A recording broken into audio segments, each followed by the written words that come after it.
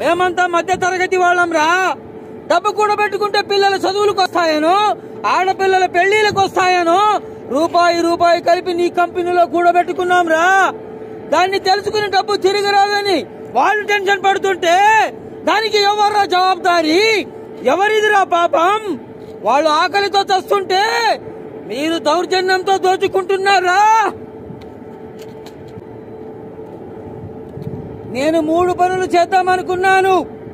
1, నీ చేత బెల్ట్ తీయించడం. 2, నీ డ్రెస్ తీయించడం. 3, నిన్ను సావగొట్టడం. మొదటి 2 పనులు నువ్వే చేశావు కనుక 3వది నేను చేస్తాను. నీ లక్కీ నంబర్ ఎంత? Best of luck. తావబాదుడు సీను చూపిస్తారా నీకు?